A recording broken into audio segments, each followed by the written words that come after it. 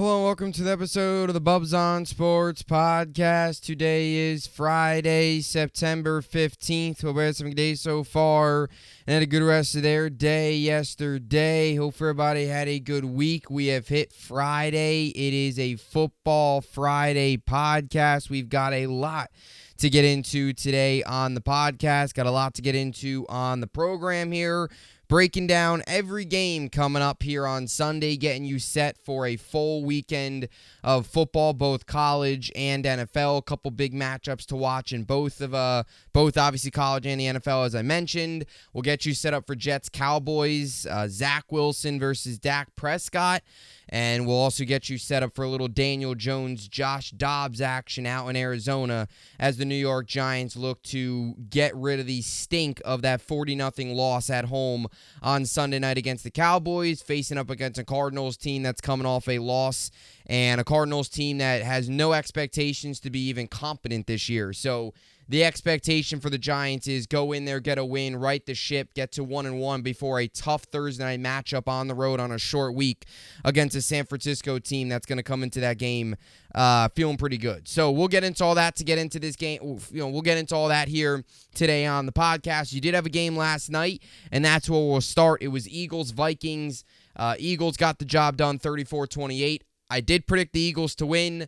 I didn't expect it to be that close of a game, I'll be honest. I thought the Vikings were going to get pretty blown out. Road game, prime time, Kirk Cousins on prime time, and just the fact that the Vikings last week took a loss at home against Tampa, I did not expect them to come out and make that game close. And the Eagles, it was an interesting game. You had the Jalen Hurts, A.J. Brown kind of scuffle on the sideline where Nick Sirianni had to jump in.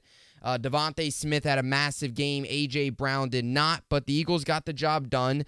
And it's interesting. You look at the Eagles, and they've improved to 2-0, but it's been two interesting wins, where last night they got the job done, 34-28, but you had some of that controversy on the sideline.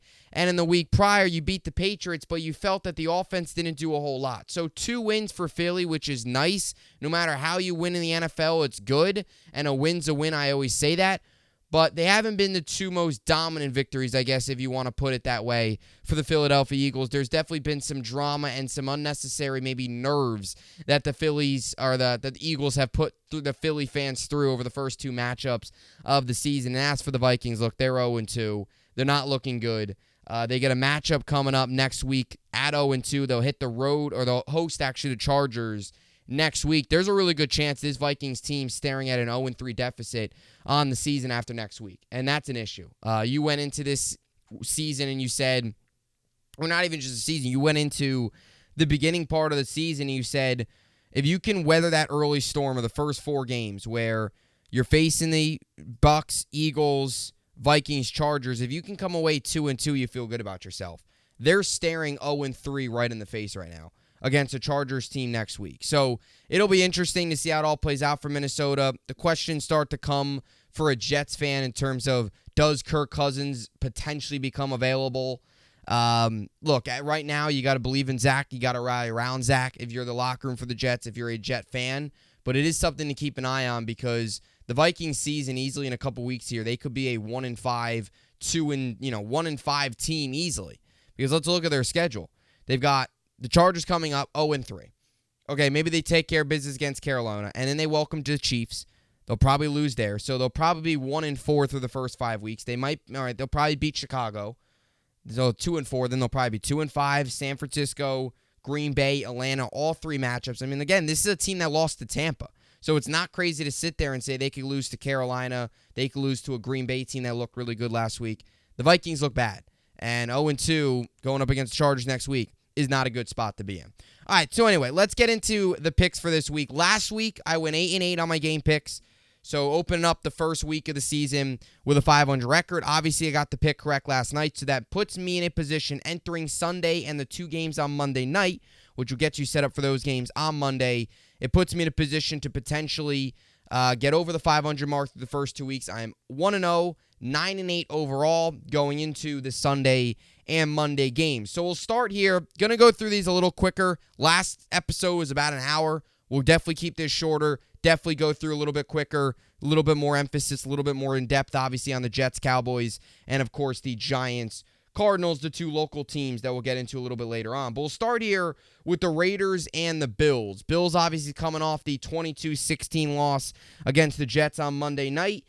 Bills enter this one obviously 0-1. Raiders enter this one with a big road win on the road against Denver, a win that I did not expect them to get, but they got the job done. Jimmy G and company went into Denver and took care of business. They enter this game as a large road dog, entering this game at 8-point underdogs. According to ESPN Analytics, they're giving the Bills a 71.4% chance to win, the Raiders a 28.4% chance to win. So when you look at this matchup on paper, everything favors the Bills, and home opener coming off a really tough loss. Everything favors Buffalo. 8-point favorites. A lot in this game favors the Bills. That's the bottom line. I'll admit, though, I don't think this is going to be a very easy game for the Bills. 47 is your over-under, set at 47. I did not like what I saw last week from Josh Allen. I did not like what I saw last week from really the Bills as a whole. Again, for the Jets to go out there, lose Aaron Rodgers, for Saleh to keep that team together, go out there and dominate was awesome to see. But also from a Bills perspective, for them to not being able to go out there and do anything productive, really, in terms of the passing offense I shouldn't say that. Passing offense with Allen turning the ball over killed him. He turned it over 4 times. And the turnovers have been a big issue for Josh Allen, and it's a legitimate concern. It is a legitimate concern. Turnover is a serious problem for Josh Allen. And on Monday night, on a national stage, you saw it again. 4 turnovers in week 1 of the season. That is a terrible number to hit in just week 1. So I got to admit, I don't love the Bills in this matchup. I don't love the Raiders as a whole this season. I really don't. They are coming off a close win against Denver. I'm going to take the Bills. Deep down inside, I could see the Raiders winning this game. But I'm going to take the Bills, but I'm going to take the Raiders +8. I think this is a close game. I don't think the Bills win this game by much at any. I don't think they're going to go out there and dominate. I just don't see it. They're coming off a really emotional loss. Sometimes those are tough to cut over. Still got to see more out of Josh Allen because that 4 turnover performance was ugly. I'm going to take the Bills to win because they are more talented. It is their home opener, and let's be honest here. Vegas won by 1 against the Denver Broncos. Let's not act like they went out there and put up 35 points. So I'm going to take Buffalo, but I'm going to say they win, but only by 3. 24-21. Buffalo comes away just barely beating the Raiders. So I'll take the Raiders +8, but the Bills winning. Raiders cover. Bills win. Raiders +8, Bills win. Take the under on the over-under of 47. I'll take Buffalo in their home opener barely. 24-21. All right, we move on here. Ravens-Bengals. Bengals coming off a really tough loss against the Browns on the road in week number 1 where Joe Burrow. It's funny because you look at all the quarterbacks. Burrow, Allen, Mahomes all did not play well. Now, Burrow and Allen just straight up played poorly. Mahomes, a lot of it was his receivers. I'm not sitting here making excuses. You don't have to be a football genius to know his receivers killed him in that game. Again, not making excuses for Mahomes, but I'm just putting it out there. As for Burrow, as for Allen, they look to redeem themselves after 2 ugly week 1 performances. Bengals enter this one, also their home opener. Obviously, the Ravens took advantage of a rookie quarterback in Houston in C.J. Stroud. Bengals are a small 3-point favorite, over-under set at 46. I'm going to take Cincy here. I did not love what I saw last week from Baltimore. I understand where they were out without Mark Andrews, and they'll get him back this week, and that's a big weapon for them to add. But they did lose J.K. Dobbins to a torn Achilles as well. That's a awful injury, and you feel awful for Dobbins. Torn ACL, torn Achilles. He's gone through so much over the first couple years of his NFL career. You feel for him, and you hope he can make a speedy recovery because he's got so much talent. It's just injuries that have held him back. So I'm going to take Baltimore here. Did not love what I saw out of either of these teams. Baltimore, again, a win's a win, but if Texans are rolling out anything but a rookie quarterback, Houston probably goes on to win that game. Rookie mistakes from C.J. Stroud, missed throws, first NFL game. It's going to happen. And Baltimore took advantage and found ways to win. I'm going to take Cincy. I think last week was kind of one of those one-week things. I don't think Cincy's in for a down year. I'll take the Bengals 27-23. Bengals cover the 3. Over on the over-under of 46. I'll take Cincy at home to improve the 1-1 on the season.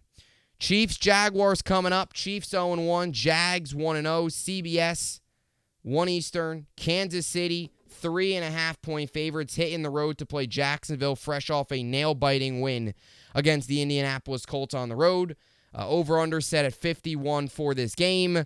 Last week was ugly for the Kansas City Chiefs. It was ugly for Mahomes. It was ugly for the wide receivers, but they're getting two big reinforcements back. Chris Jones agreed to the one-year contract. He'll be back, and Travis Kelce is also back. And for that reason, I'm taking Kansas City. Last week, if they have Kelce, they probably go on to win that game. You get Kelce back into this lineup. I'm not buying this is a down year for Kansas City overreactions after week one. I'm not buying it. Because let's be honest here, this team won a Super Bowl with a very similar receiving core. Give Mahomes Kelce, they're going to find ways to win, and they're going to do it starting this week. I'll take the Chiefs 31-24 or 31-27 over on the over-under of 51. Kansas City covers the 3.5. I'll take the Chiefs to pick up their first win of the season on the road in Jacksonville. Next up, we got the Chargers and the Titans.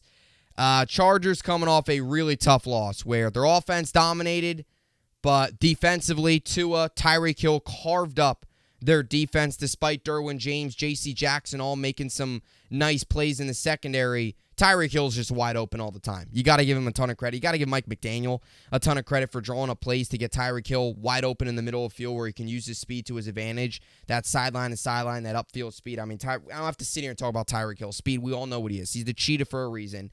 Not a big fan, but again, got to give it to him. He's a beast. So I'm going to take the Chargers here over Tennessee.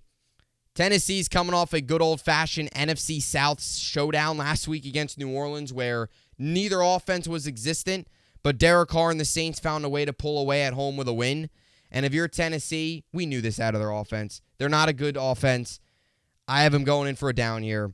You wonder how long it takes until Tannehill's maybe out and they bring in a Will Levis and let him go out there and see what you have in the rookie. I'm going to take the Chargers. Their offense was dominated last week. I know they're going to miss Eckler. He's doubtful. But this is still a team that has enough weapons to get over it. And it's also more so Tennessee has an inept offense. So I'm going to take LA. I'm going to take the Chargers. And I'm going to take them getting their first win. Chargers 2.5-point favorites. I'll take them on the road. 27-20. Chargers over Tennessee. Pick up their first win of the season. I have them covering the 2.5. All right, next up, we got the Packers and the Falcons. And I'll be honest, this is a game that I've been kind of back and forth on today. You know, I was looking at my game picks, and I was looking to make my game picks today. I was back and forth on this one. This was the one, and I got to admit, I was tempted for a little bit there to pick the Raiders over the Bills. But let's be honest here. The Raiders won last week. They did, and I'll give them credit, as I mentioned. But they won by one against Denver, who's looks just isn't good. Okay, let's just tell it like it is. Sean Payton's there. Russell Wilson still is not the same. So that's why I took Buffalo. I think they'll bounce back. It's at home. Tough place to play in. Vegas is just not that good, in my opinion. But either way, that game and this game, I was torn. This game, I'm stuck because I picked against the Falcons last week. They went on and beat the Raiders, or the Panthers, rather. And I picked against the Packers last week. They went on and won. So two teams I picked against last week, they went on and won. So I got to pick against one of them for the second straight week in a row, and one of them might prove me wrong. So the Packers enter this one as the 1.5 road dogs. Falcons enter this one as the home favorites. Falcons last week got the job done with their running backs, and that's kind of the way we expected it. Desmond Ridder only threw for 115 yards. Tyler Algier and Bijan Robinson, sorry, the name escaped me there for a second, got the job done. They're a running offense. They're a team that just needs Ridder to be a game manager, and they get the job done. And we saw that on full display on Sunday of last week against Carolina. Expect to see the same thing here. Jordan Love had a massive game, 245 yards, 3 touchdowns. He certainly shut me up for a week because I was not a Jordan Love believer going in. He went out there last week, had an excellent game. Aaron Jones had a great game as well, both as a pass catcher out of backfield and obviously as a rusher going out there and having a rushing touchdown along with 86 receiving yards along with a touchdown there. Romeo Doubs had a nice game. Packers look great. They're on the road for the second straight week. Jordan Love, see what he can do against this Atlanta team that's improved defensively. Obviously saw it last week against Bryce Young. I'm going to take Atlanta. I'm going to take them at home. I just like that run game.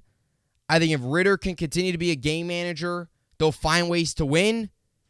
At home, Falcons. Not something I expected, but I think they'll be 2-0 to open up the 2023 season. Give me the Falcons in a low-scoring 23-20 victory, covering the 1.5. Atlanta gets the job done. 23-20, if you want to call that low-scoring. I still got the over on the over-under of 40. Maybe it's not low-scoring, but I'll take Atlanta at home nonetheless. All right, a couple more 1 o'clock games here. Speed things up a little bit. We got the Lions and the Seahawks. Lions 4.5-point favorites. Their home opener after a big road win at Arrowhead against Kansas City to open up the season on Thursday night of last week.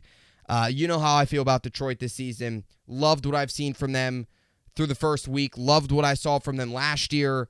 Love what Dan Campbell's doing. Jared Goff's doing enough. Jahmyr Gibbs, David Montgomery, nice little 1-2 kind of running back combo they've got. Obviously, Amon-Ra St. Brown. This is a defense that plays for him. This is a Lions team that's been a dark horse. And I'll be honest, I'd be lying to you if I didn't say I was a little bit concerned with Seattle. They went into last week, a home game against a Rams team that was without Cooper Kupp and lost 30-13. They're now another road game, or now on the road against a team that beat the Chiefs with or without Kelsey. Beating Kansas City is a big thing to do no matter what. So I'm going to take Detroit here. This is probably one of the easier picks of the week. Big believer in Detroit. I think I'm a little concerned about Seattle losing by 17 to a Cooper Kupp-less Rams team was not a good look. I know the rookie took over the receiver. I'm not even going to think about pronouncing his name because I always mess it up, and I apologize for that. But Detroit got the job, going to get the job done. I'm going to take the Lions 24-17, win by a touchdown. Lions cover the 4.5 over Seattle at home. All right, next up, Texans-Colts. It's a tough one. C.J. Stroud popped up on the injury list today, which was a little bit concerning, or the injury report today. A little concerning if you're a Texans fan, but you'll see how it all plays out. Popped up with a shoulder. Houston is a small 1-point favorite. Home opener, first start for C.J. Stroud at home. As much as I want to take Houston because of what I saw last week from them against the Ravens, where they hung around in that game for the entirety of the game, but at the end of the day, Baltimore just was more talented, and that happens. The young team late, Baltimore pulled away late because they were more talented and they're going up against a rookie on the road. At the end of the day, the mistakes from the rookie, the growing pains of the Texans, unfortunately hurt them too much. And, obviously, the Colts, or the Ravens rather, came away with a victory. Colts last week were this close to knocking off Trevor Lawrence and the Jaguars. That close. It'll be interesting to see how the Colts come out. If it was kind of a one-week thing at home, they always beat the Jaguars at home for some reason. It seems like they always find, not even at home, they've beaten the Jaguars. There was some win streak they were on that obviously got snapped last week, so I don't know if it was that. But I'm going to take the Colts here. And again, this just shows you how my predictions always, week by week, that's how I gauge my predictions. I thought the Colts were going to be a disaster this year. I'm going to take Indy, and I'll tell you why. I'll be honest with you. I saw more out of Anthony Richardson in week 1 than I saw out of C.J. Stroud. Let's be honest here. Colts were this close to knocking off a playoff team or an expected playoff team. Again, the Texans were close there for a while, but at the end of the day, they lost by 16. So they still lost by 2 scores. Even though they were close for a while, they lost by 2 scores. The Colts were in that game till the very end. I'm going to take Anthony Richardson and the Colts to go on the road and beat what we expect is a C.J. Stroud-led Texans team. Questionable, we'll see. But I'm going to take the Colts. Saw a lot of good things out of Anthony Richardson. I'll take Indy, 23-21. Indy, +1, upset, gets the win over Houston on the road. Final 1 o'clock game here. Buccaneers-Bears. Bears look horrific last week. Bucs went on the road and beat the Vikings, which I was not expecting. I'm concerned about the Bears. I am. A little concerned after week 1. Bucs at home, 2.5-point favorites. What do we see out of Justin Fields?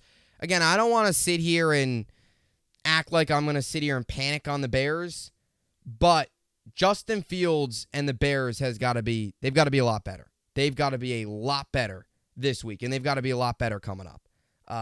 They've got, again, their schedule isn't brutal, but If they lose this game, they've got Kansas City after that. They're staring also an 0-3 start in the face, where you look at it and you say, this is a team that probably easily could have been an 8-9 win team this year. Staring at 0-3 is not a good start. So we'll see how it all plays out. I'm going to take Tampa. At home opener. I don't think Tampa's going to be a playoff team. So, not that I even have them. I'll be honest. I don't think I'm not going to. That came out the wrong way. I should have said I'm not going to sit here and say Tampa's going to be a playoff team because I don't think that. But I am going to tell you, I do think this team maybe buys into Baker a little bit. I feel like there might be this sense of rallying around Baker Mayfield a little bit. You saw some of the clips in the huddle. Seems like this team likes him. They found a way to win a big game on the road, at home against a Bears team that looked bad last week. I'm going to take the Bucs. I'm going to take them at home. Buccaneers win 21-17 plus, or they cover the 2.5. Give me the Bucs at home to get to 2-0. Baker Mayfield and Todd Bowles getting to 2-0. Not something I saw to start the season. We'll take the Bucs at home, covering 2.5 and the win. All right, final 4 o'clock game here. 49ers, or I apologize. 2 4 o'clock game here. Then the 8 o'clock game. 49ers, Rams, San Francisco, a touchdown favorite at 7 points. Favorite. Rams coming off a big win on the road. You got to feel good about it. Nukawa, or I don't even know. I keep messing up. Puka Nakua, coming off a massive game in week 1 where he had 119 yards and 10 catches. He is questionable for this game. Took over for Cooper Kupp, had a massive game for the Rams. Niners went into Pittsburgh and crushed the Steelers. All the hype around Kenny Pickett, all the hype around the Steelers.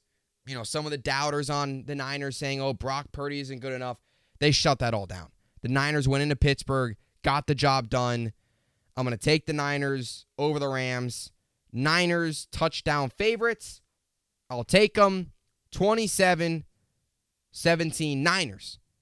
Cover the 7. Take them at home, or on the road rather. San Francisco gets the job done. Improves to 2-0 on the season. Commanders, Broncos. This is another game. Broncos 3.5-point favorites. This is another game that I had up in the air because you look at this game and you say to yourself, all right, Commanders are coming off a win against the Cardinals, which isn't saying much. It was ugly, but they got the win. And the Broncos are coming off a really tough loss against the Raiders where they started out well but blew it late. They're at home again. The Broncos, led by Russell Wilson, you cannot possibly suffer another loss to a team that has just shouldn't be good. To lose 2 games, to open up the season and lose 2 games at home against the Raiders and the Commanders would be a brutal start to the Sean Payton Russell Wilson marriage just through 2 games. Look, I don't like to sit here and say that. I don't like to sit around and say, oh, that week 2 matchups are must win, because it's simply not true. But from a Broncos perspective, I mean, like, reality's starting to kick in. Like, Sean Payton's your coach. Russell Wilson's your quarterback. You obviously know that. But all this hype around the offseason around Denver, and, you know, a lot of people felt like they figured it out. And you're sitting here, and if you lose this game, you're looking at back-to-back brutal home losses against 2 teams that probably won't be in the postseason. Not a good start. So, again, I don't want to call this game a must-win, but it's a very important game for Denver. You got to find a way. I mean, you got to find a way to start winning some games. Like, the Broncos are just so irrelevant right now. It's just like they have Russell Wilson and they have Sean Payton, and they still stink. And they're not finding ways to win. And it just doesn't seem like anything. You're not seeing any progress. Maybe Russ cooked a little bit last week, but not enough. I'm going to take the Commanders on the road. I'm going to take the Commanders on the road. Road upset. Washington over Denver. 21-20. 1-point game. Washington plus 3.5. I'll take the Commanders over the Denver Broncos and the win. Moving on, Dolphins, Patriots, final game of the Sunday slate. 8:20 Eastern, NBC, Sunday Night Football, Miami, 3-point favorites. I'm taking Miami. They looked great last week. I'm not a big Miami fan, not a big Dolphin believer, But got to give credit where credit's due, and they dominated last week. Took care of business against a good Chargers team. Tua looked great. Tyreek Hill was dominant. We'll see if this is the similarity to what happened last year where they started 5-0 and their season was derailed, or not derailed, meaning they weren't the same. We'll see if this is a team where, in terms of a team where they go out and are streaky like they were last year, where then they were 5-0, 0-5, and then they were like 3-0 and 0-3. They were like won 5 in a row, lost 5 in a row, won 3 in a row, something like that. Something crazy to just barely squeak in the playoffs. We'll see if they're different, but I'm going to take Miami. Even with New England giving the Eagles a little bit of a run for their money, they started off too late, didn't have enough early on. Going to take Miami, take them, give them the win. 31-21 Miami, 10-point win. I'll take the Dolphins on Monday Night Football, covering the 3 and getting the win. All right, moving on here. Just to close things out one more time before we get to the Jets, Cowboys, and Giants, Cardinals. So I got the Bills winning, Bengals winning, Chiefs winning, Chargers winning, Falcons winning, Lions winning, Colts winning, Bucks winning, Niners winning, Commanders winning, and the Dolphins winning. Those are my picks. Now, of course, 2 games coming up on Monday, Saints, Panthers, and Browns, Steelers. And then you got 2 more games to get into here. So, Jets, Cowboys, 4:25 p.m. Eastern, CBS, Dallas. Big 8.5-point favorites in this game. The New York Jets enter this game as the 8.5-point road dogs with Zach Wilson rolling into AT&T Stadium. Both teams 1-0, 4:25 p.m. Eastern, CBS. You'll get a little Tony Romo, Jim Nantz action in this game. The Cowboys have a 68% chance of winning. The ESPN Analytics has given the Jets a 31.7% chance of winning. For the Jets, the over-under for this game, is 38.5, 8.5 underdogs for the New York Jets. And both teams come into this game pretty healthy. Tyler Smith, it looks like, will miss the game for the Cowboys, which means Chuma Edoga, the former Jet, will get the start at guard again for the second straight week in a row. Brandon Cooks is questionable. Didn't really practice, got an injury, dealing with an injury. We'll see how that all plays out with Brandon Cooks. Could potentially be a big blow for the Cowboys if they're without him. For the Jets, they're clean on the injury front, other than Greg Zuerlein.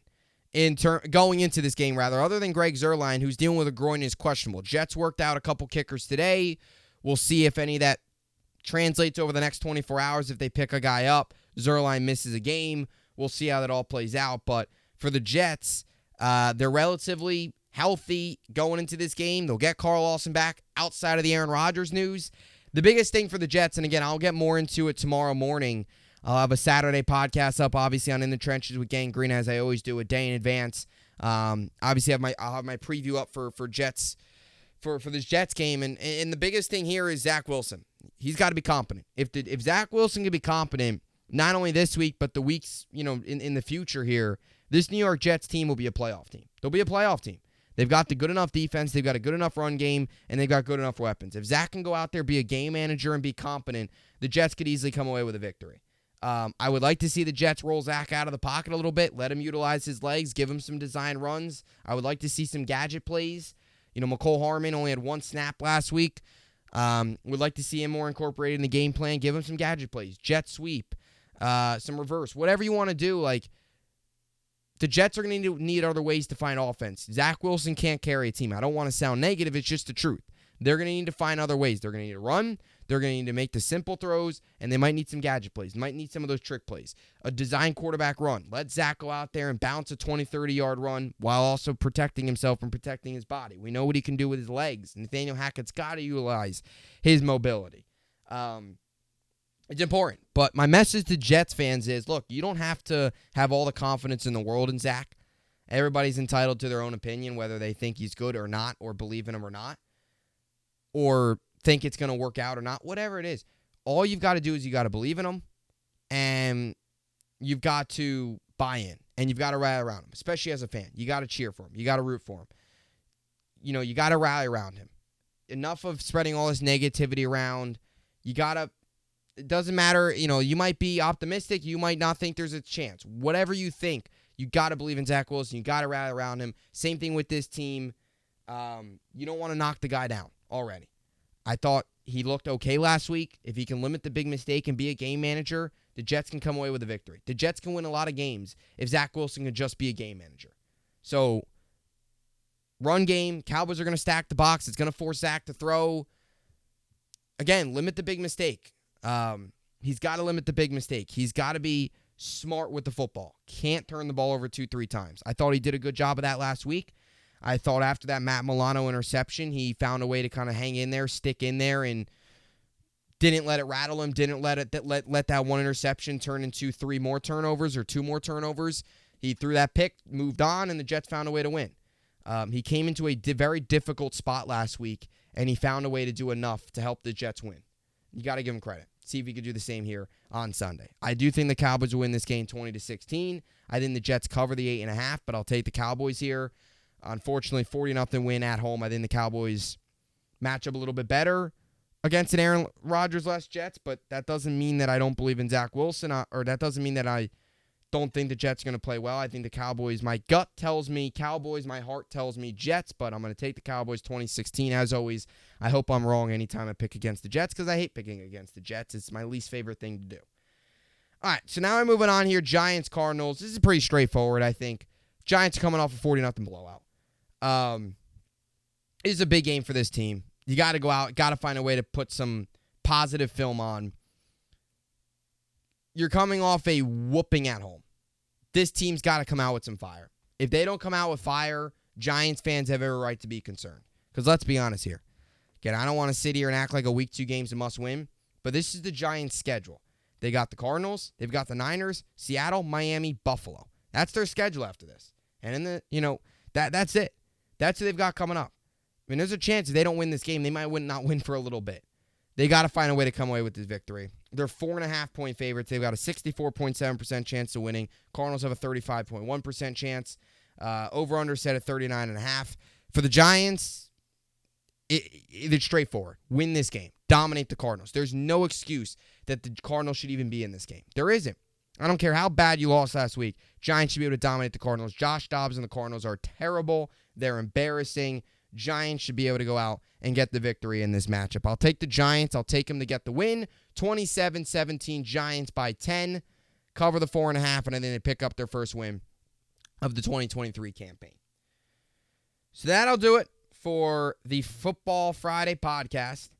Let's go Jets. Pick up the victory.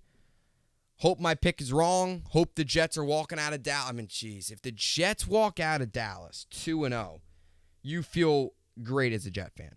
Because then you go into a Week 3 matchup against New England that is winnable. It's winnable.